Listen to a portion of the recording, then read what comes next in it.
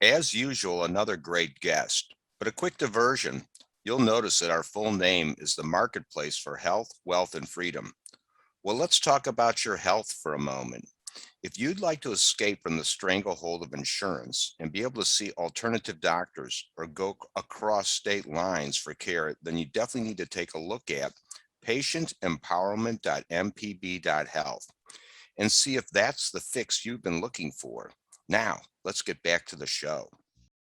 So welcome folks to Freedom Hub, and let me share my screen here and go to our homepage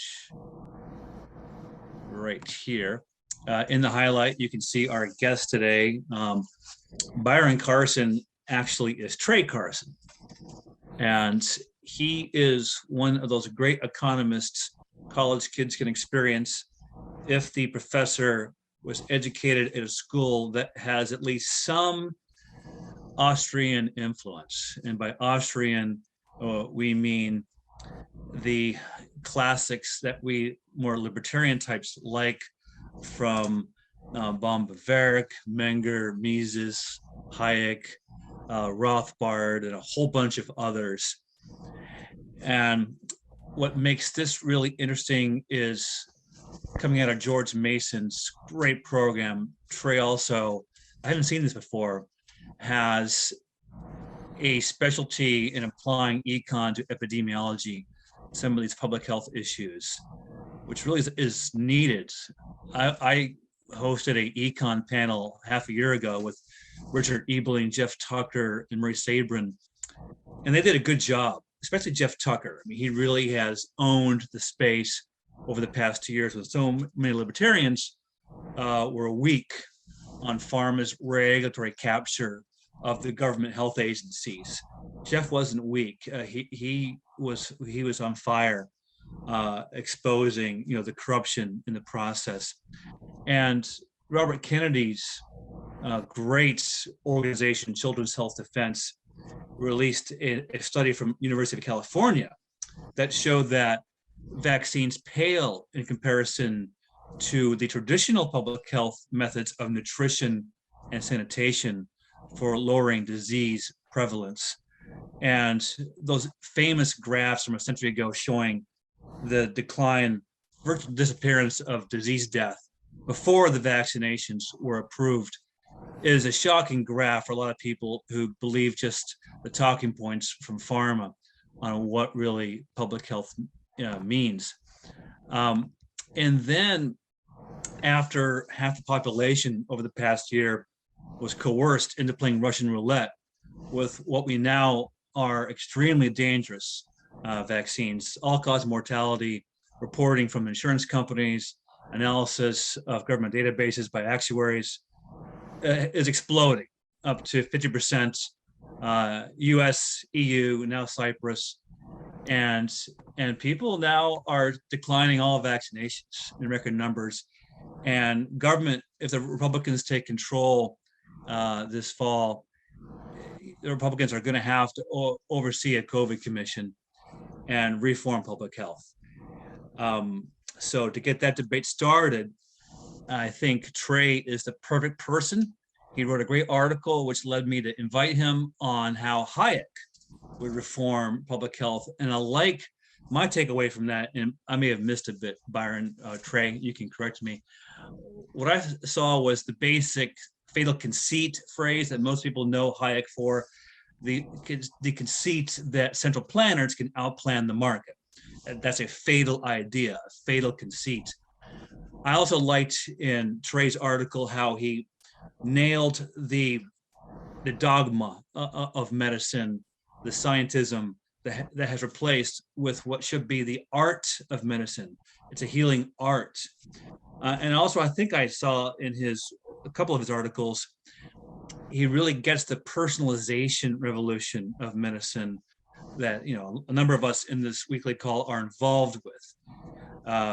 Me with the sponsor of this Freedom Hub webinar, the Forbes featured combination of sharing and health savings accounts to create cash patient shoppers.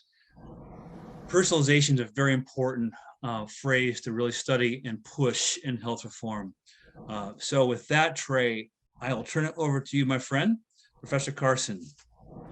Well, thank you so much. That was a great introduction. Thank you for having me. Um, so I guess just as an introduction, one of the things that sparked that article that you read and that it's available at AIER is there's a movement in public health called precision public health. And I'll get into that a little bit. But again, it runs afoul of a lot of what Hayek was thinking about regarding knowledge and regarding scientism. And so what I think is really important here is that Hayek's notion of knowledge and his warnings against scientism help us think through what that means to be an art and a science, right? Where are the boundaries? What do those terms mean? Moreover, whether we should have those things. Should we continue to develop public health as an art or public health as a science? And how do we go about changing them? So I think if you take nothing away from anything else, I think there's a lot of fertile ground between public health scholars and public health practice and what Hayek is writing and thinking about. So again, as a means of introduction, these are topics that I think about often, and I don't know if I have the right answers, but I keep writing, and I'm very much interested in improving arguments. So take that with a just a little bit of a humility here. So what I think is more relevant here is that we often think of public health scholars and practitioners as scientists, right, with lab coats and as epidemiologists, and we can talk more about what that means. But you have a model, you have assumptions about how diseases spread within human populations, and to a varying degree, those are relevant ways of describing how diseases spread. And from that science, we see really great achievements throughout the 20th century, in particular. From improving the quality of water to lowering tuberculosis rates to the HIV epidemic. There are a variety of things we should, I think, be grateful for that come from public health as a science.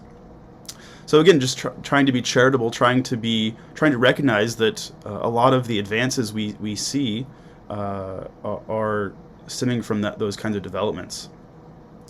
At the same time, there's a tension. That some of those advances, some of those improvements come with coercive means, or rather it takes coercion. It either takes the formation of quarantine or the destruction of property. And so there's a fundamental tension that I think many people are aware of. And so that's kind of the basis to start thinking about public health issues.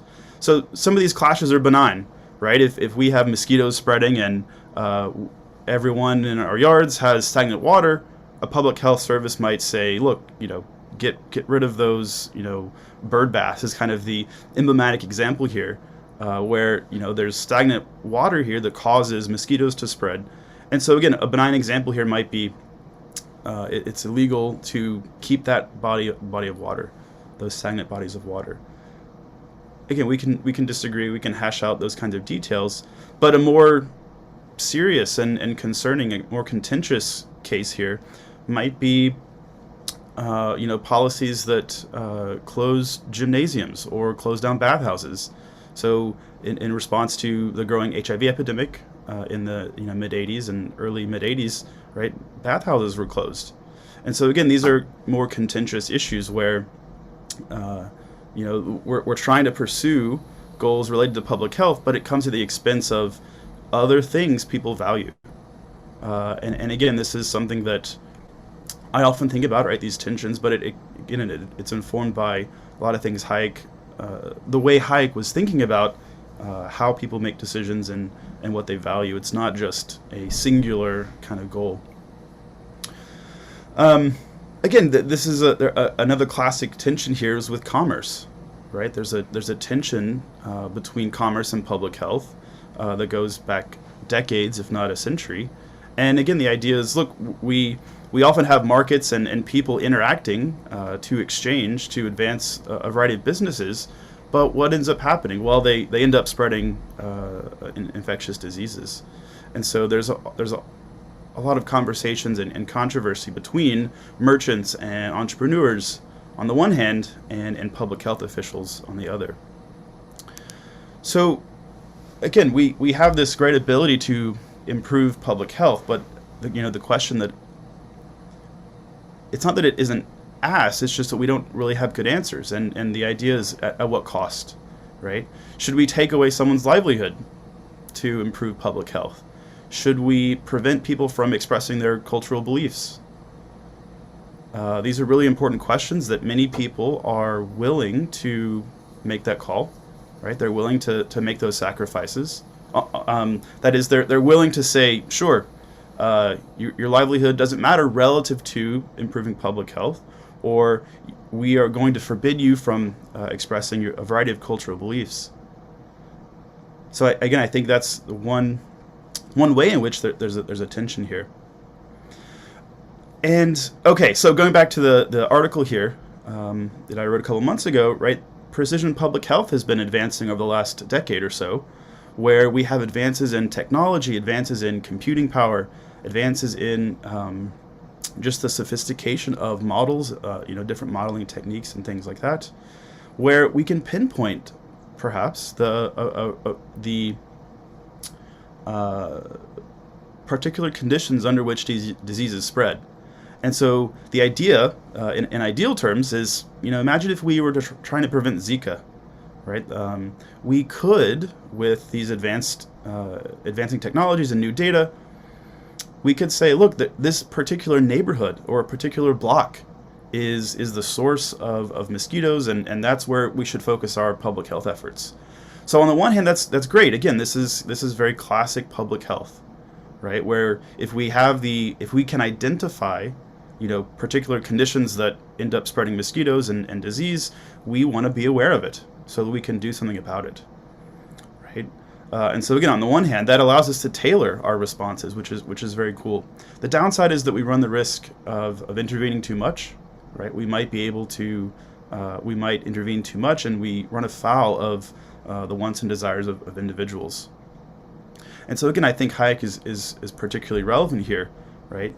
So his arguments in a variety of articles and scholarship throughout the middle 20th century, and there are others, of course, right? But the idea is, if people value a variety of different things, that knowledge can't be encapsulated in data. And so again, the tension is we conflate what we are observing with data, right? So again, we might be able to see, the conditions under which mosquitoes spread or which other diseases spread, but that doesn't give us any indication as to what we should do about it. And I think a lot of public health scholars, right or wrong, there's a little bit of a conflation there, right? The idea is often, mosquitoes are in this block, so therefore we should do something about it. And again, that isn't clear from a Hayekian kind of perspective. And again, right, the idea is that if we try to address mosquitoes on a particular block, we might run afoul of the wants and desires of individuals who live there. So that's again one of the tensions that I think about, and how I think about these kinds of issues.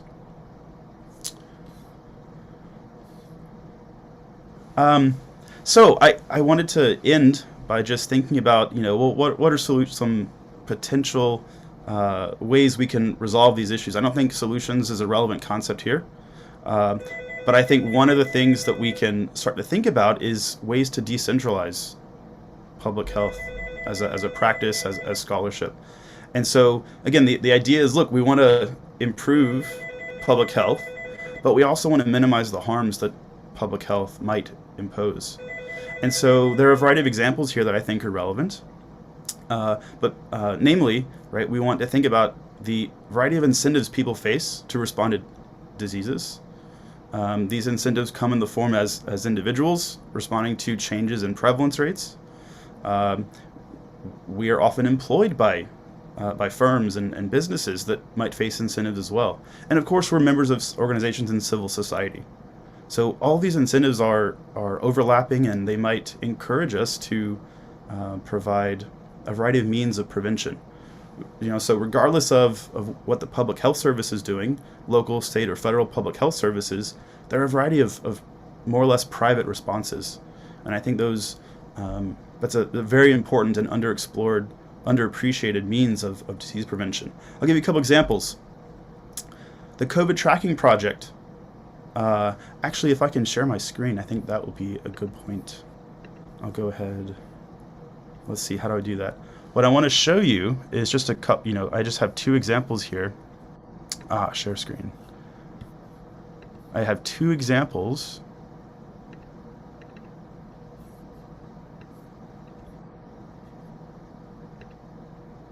Let's see, is that full screen? Can everyone see that? Okay. So this is the COVID tracking project. And so throughout the early stages of the COVID pandemic, March, April, or the early months in 2020, what we knew about COVID, its prevalence rates, this was all collected voluntarily. There wasn't a centralized agency producing these numbers. And in fact, the Trump administration and others were using this data to inform their policymaking, as well as the reports they were giving about what was happening. So again, this is coming from a variety of organizations, and the whole point is just to recognize if we want to think about advancing public health, maybe a decentralized system is appropriate. And so again, I think that's just one example here that's just really fascinating. I just heard about this example a couple days ago, or was reminded of it, and again, this just speaks to the tension or part of the issues here that many people talk about public health as this centralized great thing, and perhaps in theory it is, but we don't even have the ability to collect data. That is government. A centralized public health service wasn't even collecting data on a disease like COVID-19. So again, it just makes you think more critically about what other things public health should be doing. The other example here is Walmart and many other retail stores that responded to COVID in a variety of ways to try to prevent the spread of disease before vaccines, but also once vaccines were FDA approved and all those things, right? There were a variety of testing and vaccine services that were sponsored by Walmart. And so again, right, why is Walmart relevant here? Well, they provided a relatively private public health service.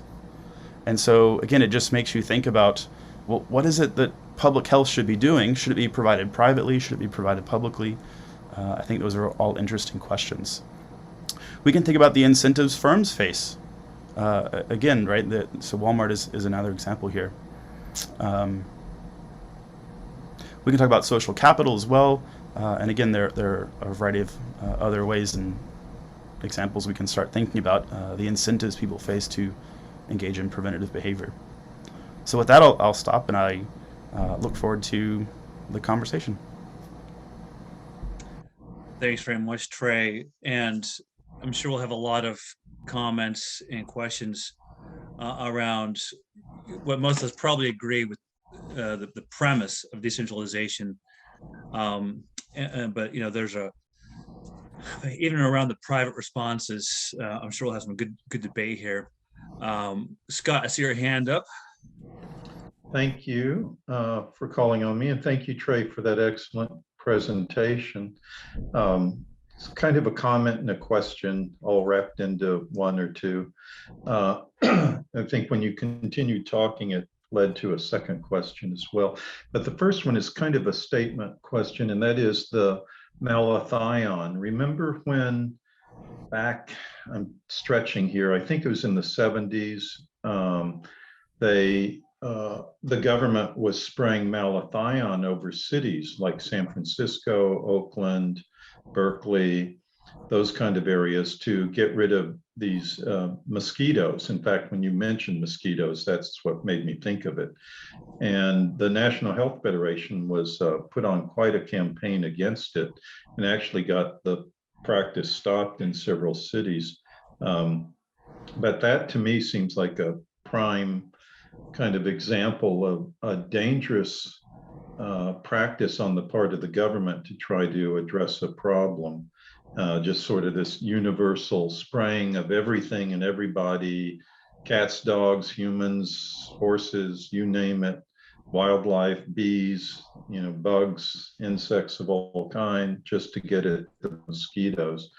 And it leads to kind of my second point, which is I think it's extremely dangerous to put government in charge of anything, and that includes public health. I think probably the worst thing you could do is have the government responsible for public health. They've done more damage and killed more people through their evil intentions, their good intentions gone bad, through you name it, whether it's the creation of Lyme disease that spread throughout the world. Thank you, US government bioweapons labs. Whether it's COVID-19 created by the US government. Thank you, US government and Dr. Fauci and Wuhan labs. Whether it's the Zika virus that has been a problem, whether it's the spread of glyphosate, thanks to the US Department of Agriculture and the FDA, whether it's you name it, the government's behind it. And even if it's stopped a few things in the past, which I really doubt, that have been harmful, the harm done by those compared to weighed in the balance between the harm occasioned by government is incredibly different. So it does get down to the principle of decentralization, at least, for heaven's sake, if you give government anything like this kind of power, at least do it on a local level where the individual citizens can look their administrator or the government official in the eye and either punch him in the face or her in the face or whatever it might take to get their point across that I'm not condoning violence, but if people get the point is they can have personal interaction with this person and there's more accountability and there's less of this sort of distant princes principle that I talk about a lot, where the more you get centralization, you have these distant princes and princesses in castles who are so removed from society and the ordinary people that they do anything that they want. And that's the condition we're at now. And to put public health in the hands of such people is just asking for trouble and for more death and destruction and the loss of life, because that's what happens. Sure. That's my comment. That's great. Thank you. So yeah, just one thing that came to mind was there's a long-standing debate in literature, on what influences health. And on the one hand, we often think doctors and public health improvements, are improving health. But there's literature also, again, just to speak to this idea of how people respond to diseases, right? There are papers that suggest as soon as people know what causes disease or what, as soon as people develop ideas about what dirt is and how germs spread, that's what I'm getting at, they adjust. And so there's literature that speaks, it calls into question, again, these kind of improvements, these public health responses. Or Jim, you asked a question. What about Scott's last solution, which makes a lot of sense? It gets to Jefferson's idea of a ward republic and real federalism, because public health in the control of the government is so ripe for regulatory capture, which libertarians really fell down on over the past 2 years around pharma control of these agencies, just worshiping science.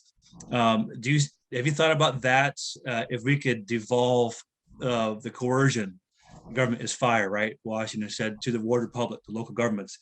Do you see that as an improvement? Sounds Hayekian. Trey? Oh, so the question is, to what extent does federalism help or devolving into the local governments? If you're going to have public health coercion, is it better for liberty to have it at least dispersed around different agencies versus centralized? So yeah, I think on the one hand it does help, and this might be one of the implications of decentralization, right? We have federalism in many other domains. It seems to work in those domains, so why not public health, right? So the example might be, we don't want to, if there's an outbreak in Chattanooga, Tennessee, we don't want to impose harms on people in Memphis.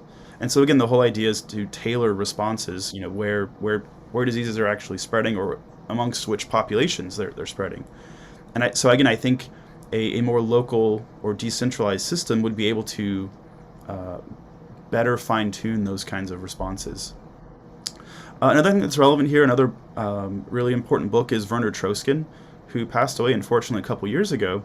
But he makes the argument that the United States in particular is wealthy because of systems like private property rights and because of systems like federalism. On the other hand, we're more susceptible to infectious diseases. So that the as important as federalism is, it made our development of public health systems or public health bureaus more difficult to establish. And so there's a trade-off. There's a really fascinating trade-off. And, again, I encourage you all to read it and to look into it. But that's one of the arguments he makes there. So, again, the question might be, well, I'll stop there. But that, again, it's a great argument. I think federalism is an important part of this conversation. Jim? Thank you. Yeah, real interesting stuff, Trey. So I have let me just get into this. The root, what is at the root of the whole concept of public health, right? I mean, our healthcare institutions don't even acknowledge the true causes of disease. I mean, what's going on with us? So how can we have a public health system that's going to work? I mean, period. That's I think the bottom line right there. I see the same issues with public health. Do we really need it? Or is this maybe a way to, again, whether it's local or government, to control what people are doing?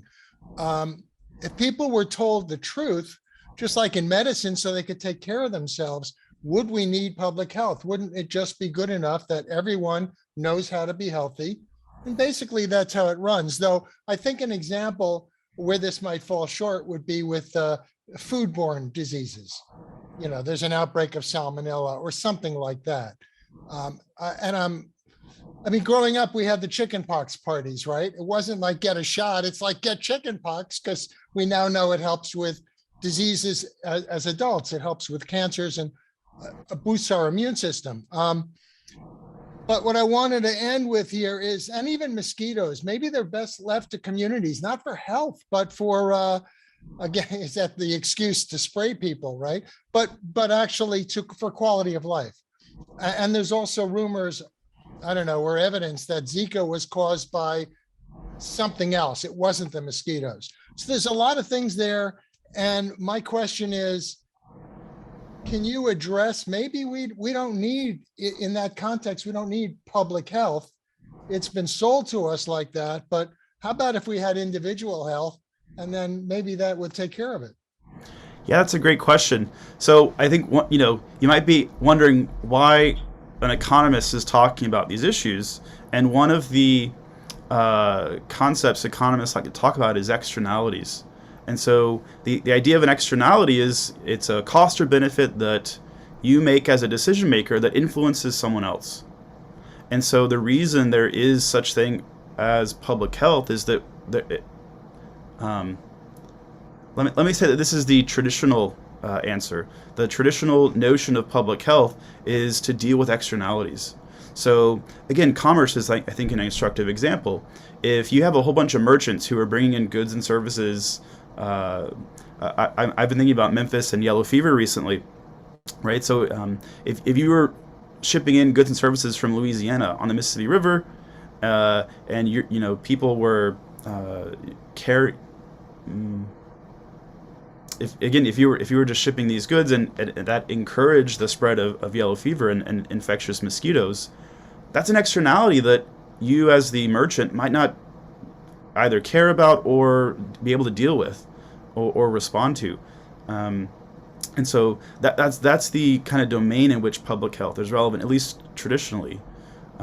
So again, these externality problems are often difficult for individuals to deal with. That's public health is much more expansive than that. But I think that's a traditional, classic response to that kind of question. We can get into it, I'm sure, with other questions, but one thing some libertarians like to do, which is great, is revise history based on deeper analyses of some of these historic events. Vaccines and outbreaks are ripe for revision because the more you research public health and outbreaks and claims, sometimes the dominant narrative falls apart. And one thing I want to ask is, early on in the pandemic, I can't remember where it was, and I've searched it, and maybe you've seen it. The argument against the restrictions on travel was that, counter to your example with yellow fever and the New Orleans shippers 100 years ago on Mark Twain's steamboat, was international exchange acts as a natural vaccine. In other words, that implies you want to allow natural spread to expedite the natural immunity that comes with herd immunity, which really is a phrase from natural spread, not vaccine-induced immunity. Have you come across that conversation, that you actually want to allow more international exchange to get it over with as a natural vaccine? Is that a conversation you've had? I've seen that in one other place in a paper. I can send it to you, or I can, but the idea is, if we have open movement, or if we have migration, or whatever, people are going to sort themselves based on their disease status. So again, this is a very particular argument, and so if people know their disease status, right? That is, you either know you're healthy or you're not. You're either healthy or you're sick. What are you going to do if people are allowed to move or migrate or move across borders? Well, you're going to find people to associate with. If you're healthy, you're going to want to stay away from the sick people. If you're sick, you don't want to infect anyone else, so you're going to find other sick people. So that's the argument in which there is, in some sense, a natural barrier that arises from movement. So I think that's a relevant argument to make, and it's an interesting one. Yeah, I will appreciate that paper. Dave? Yeah, it's a good topic. I'm glad to hear the presentation and comments.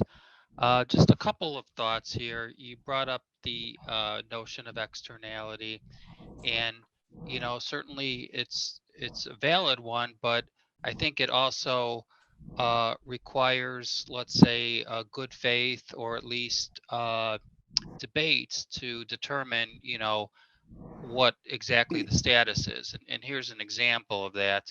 Like, before we had COVID, there was all this hysteria about the measles, and people don't want their kids or adults to get infected, and so therefore we have to impose all these vaccines. But I think there's another, and so they view other people infecting them as like an externality. But there's another side to it, which few people probably even heard, which is that there are actually very positive effects of people acquiring the natural measles when they're young, and when they can handle it well, and that improves their protection against heart disease and certain cancers later on in life. So the way I look at it is, the people who are insisting upon mass vaccination for measles and mumps and such, they're actually imposing an externality on my kids, because they're preventing them from getting natural measles and the benefits that come from them. And I think This may be a single point here, but there's a larger issue, which is, that we can only improve matters or improve our responses to things based on the getting sound information. And basically there's always going to be different information, and not everybody's going to get it right. But at least in a better world, we would have a lot of debates, and people could sort out different views. But we know that with public health as it is, that's not what we have. We have a dogma of this is what's going on, this is what we need to do, and everybody who raises questions is irresponsible and should be punished. And so we don't have the type of environment that people can necessarily do the right things. And and this, I think this goes for private owners too, because the companies, they're trying to do the right thing, I think. But if they're going based on bad information, then they may be doing more harm than good. There were epidemiologists who were saying, really, we should let this thing spread, COVID, I'm talking about now, and try to protect vulnerable people, and that's really kind of the best thing we should do. But if people aren't hearing that, or it's not being debated, then the average person doesn't really know what to do, or doesn't necessarily know what the right thing to do is. Yeah, I think I agree with a lot of what you said. I think that one way to kind of interpret a lot of what public health agencies did was that they focused on the negative externalities that people engaged in over the last couple of years. Right? If you go to the grocery store, you're spreading, you're allowing the disease to spread, and so you're infecting someone else. That they're infecting someone else. So again, they're focusing on the negative aspects, but they might not have been focusing on the positive externalities. Right? If I go to the grocery store less, because I know, again, this speaks to your point about information and knowledge. So we want to have accurate information. If I, choose to go to the grocery store less, then I'm making other people better off as well. So if we're only looking at the negatives and not thinking about the positives, the case for public health is actually bolstered. That is, it's biased. The scales are weighted. So I think those are all really relevant points. The other thing you mentioned was about the source of data, or where we get information. And again, I think the COVID tracking project speaks to this very well. A variety of governmental, local public health and state public health agencies were producing a lot of this data, but no one had it kind of centralized. That might have been very helpful to, encourage people how to plan and things like that. On the other hand, how important is it for us, if we're in Memphis, or if I'm in Richmond, how important is it for me to know what the prevalence across the entire country is? And so I think, again, it just brings up the issue of which data is relevant, and we often don't know. And I think a lot of people, I think it would be really cool to start seeing competing sources of data, competing sources of what data is relevant, because that provides a little bit more of a check and a little bit more of data that people actually think is relevant. Yeah, I would add to what Dave said about arguments over externalities, because now with studies showing the vaccine lowers your immunity, you're actually possibly more a threat to your fellow man if you're vaccinated than if you're not. Also, on your centralization idea, pretty well known that CDC stopped releasing some of the comparison data from hospitals last fall when the data showed that the vaccine not only failed, but was hurting people, hospitalizing them and killing them.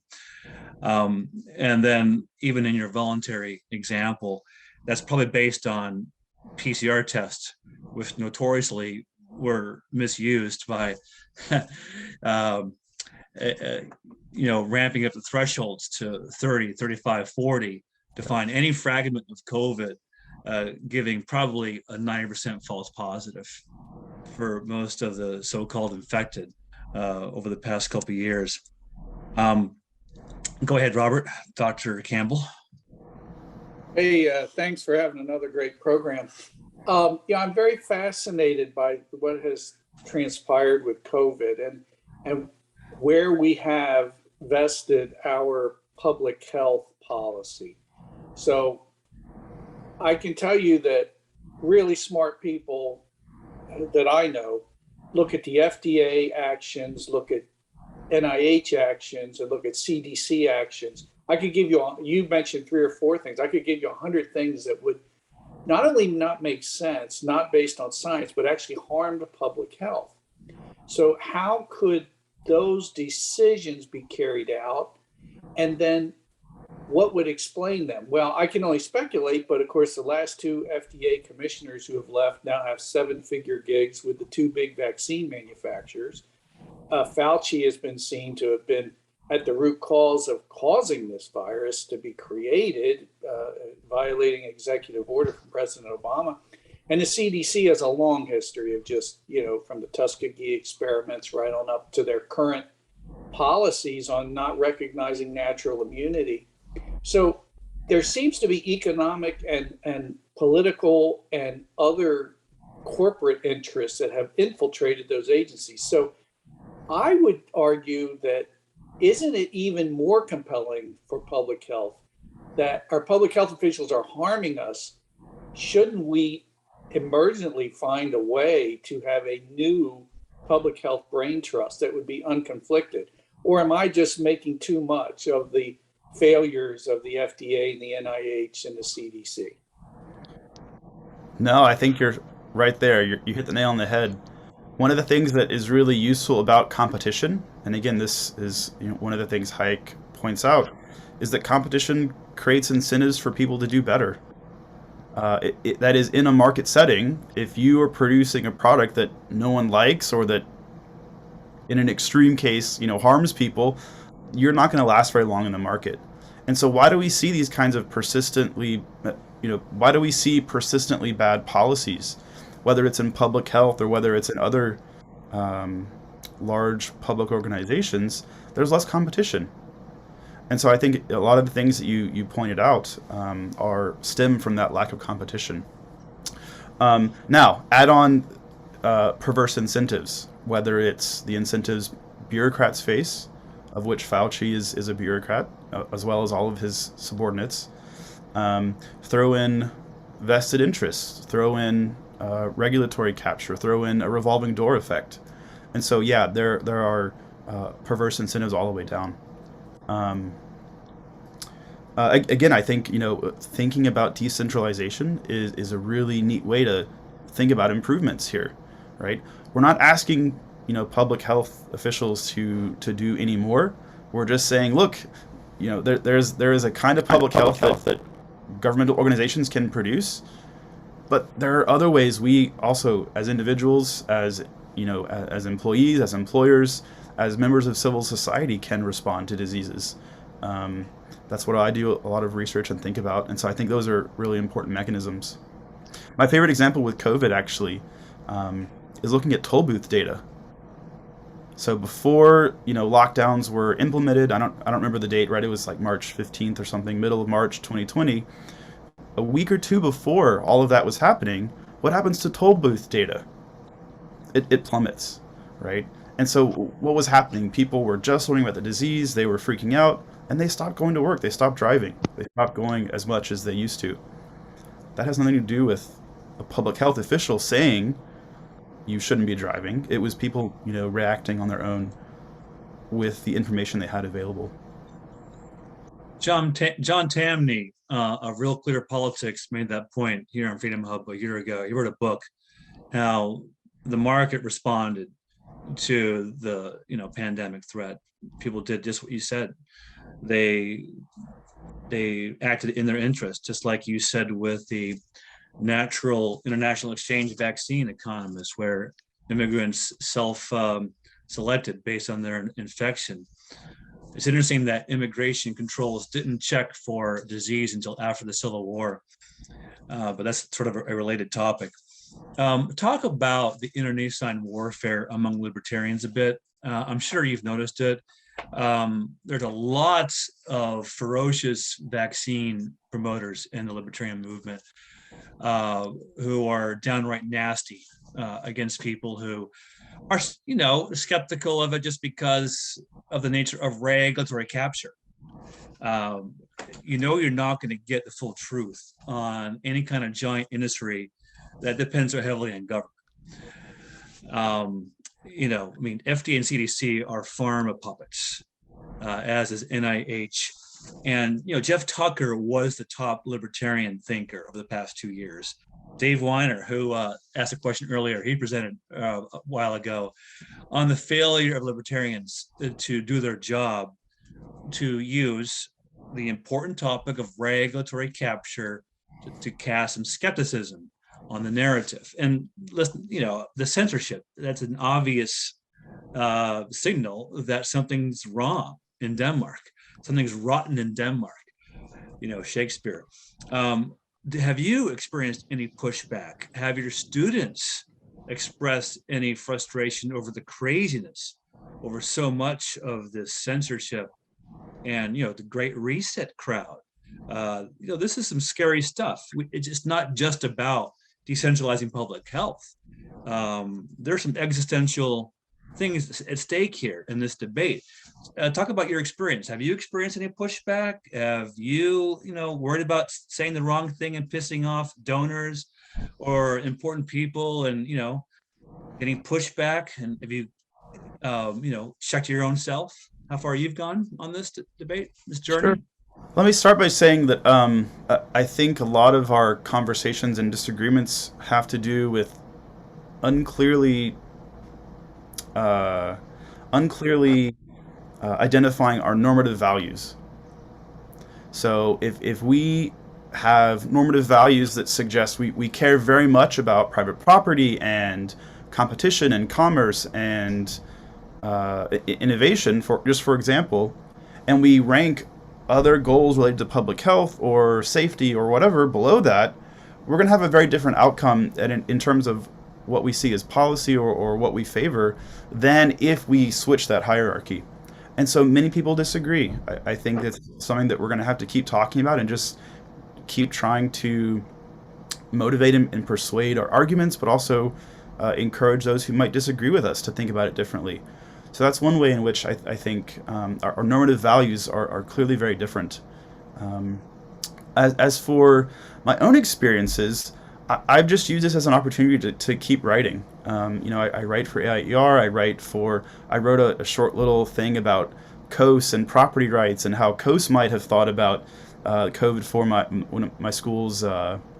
My college has a science journal that was asking for reflections about the past year. So whereas everyone was like, I was in lockdown for months, or I started taking up bird watching, or I did these other things. I use that opportunity to write about how we might deal with these externality problems. So that's one example.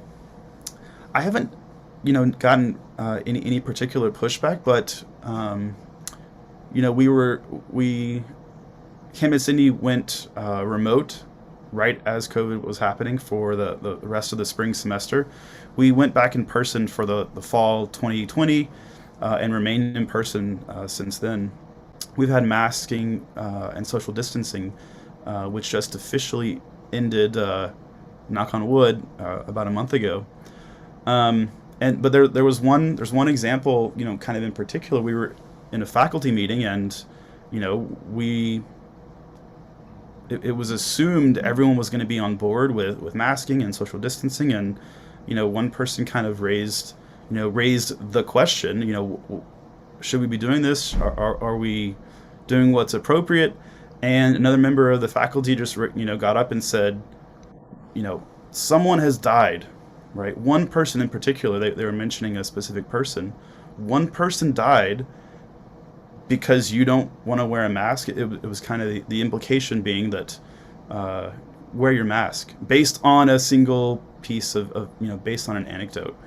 So I think people were just very scared. And again, this speaks to our different normative values, our different experiences. But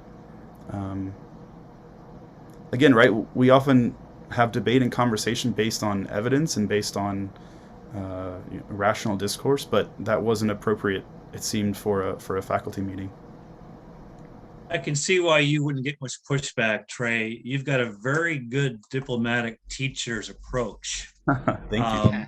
And you're indirectly able to raise these issues to make people come to their own conclusions based on what you ask about, conflating problem identification and needed countermeasures. It's a brilliant approach, Trey. We can all learn from you. Final question, Jim? Yeah, is it really normative values that we're talking about? Or is it something else? To me, normative values are foundational values, are, we all want to eat. We want to have friends. We want a place to sleep, to be comfortable. Beyond that, talk to me. What are normative values? Yeah. Well, so when I talk about normative values, it is things that you mentioned. But whenever someone has a goal in mind, right? When they choose to make a goal, when they choose to pursue a goal, that would be something they are trying to achieve. Why do they have that goal in mind? I think that is informed by their normative values. So I'm not sure. Why don't you define normative values? A lot of folks don't understand all this philosophic speak. Trey, can you define what normative means real quick for everyone? Not off the top of my head. It's just. It's first is sort of fundamental values, right? I'm not a philosopher. I forgot my philosophy 101. Yeah. Normative versus something. I apologize, but I just think it's I imagine there is a hierarchy where an individual might want to pursue a commercial activity over something else, over religious rights or religious observations, and so that's kind of what I'm getting at with normative values. It's a subjective thing, but it might also be informed by culture. I think a commenter just mentioned that as well. Yeah. Kevin, unmute yourself. Tell us, explain yourself. You're an economist. Can you speak, Kevin? I think he's being shy. He just presented a week ago, or was it 2 weeks? All right. So hold on. Yeah. He's coming. Is he? Yeah. But so another example. I've been working on a project related to social capital. And what effect does social capital have on the spread of COVID? What effect does social capital have on vaccine rates? And those depend on, what we're finding is those depend on normative values, whether we value personal freedom or whether we value public health. And so again, those are examples of kind of the hierarchy. I think that some people have different hierarchies, other people have different hierarchies. I wonder how the waking up of so many Democrats to the COVID hysteria is going to affect the election, and what's going to happen with the oversight next year if Republicans take control, how that might change people's normative behaviors or opinions. Go ahead, Scott. Thank you. My reaction to that, Trey, would be that public health and personal freedom are inseparable. You're only going to get good public health if you promote and expand personal freedom. That's where you get it. You don't get it from centralized dictatorial control. People may be under the misimpression or illusion that they're getting it that way, but they really aren't. I remember, I'll share with you one quick thing, and I know we're probably running out of time, but I had a debate with the Queen of England's homeopathic physician. I forget his name now. He's gone, but he would treat the Queen of England with his homeopathic medications. And this was in 1988, maybe early 1989. And he was an expert witness in one of our cases.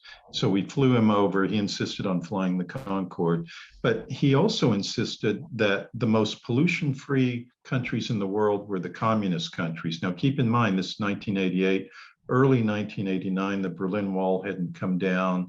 Gorbachev hadn't made the advances there that he had.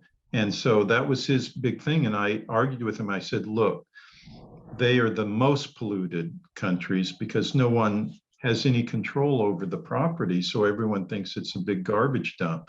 And in fact, once the walls came down, the Berlin Wall and other walls, and you could see the reality of it, they saw that those countries were the most polluted countries around, far worse than the so-called, use the Marxist term, capitalist countries in the West, and with all their own industry and problems, but it was still better than the others. And so it's the same thing with public health. If you put it under the control of the government, especially a centralized government, it's going to be worse than if it's under control of a very decentralized system. And what's the most decentralized political system in the world? It's where an individual gets to decide. It's not even the county deciding or the city deciding or the town deciding. It's the individual deciding.